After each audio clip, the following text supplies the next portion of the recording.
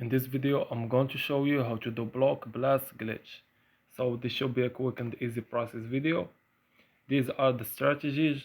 So strategy number 1, focus on vertical and horizontal lines. Prioritize clearing full vertical and horizontal lines.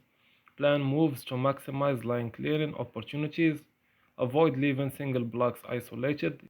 Use previews to anticipate upcoming blocks. Consider possible chains and bonuses from line clears. Strategy 2. Utilize power-ups efficiently.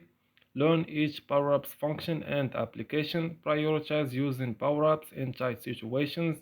Aim to earn power-ups through combo moves. Utilize power-ups to clear bottleneck areas. Strategy number 3. Develop strategic block placements. Visualize multiple blocks ahead for better placement.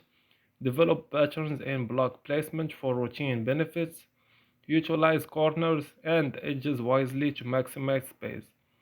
So this was an easy and quick process video. As always, thank you for watching.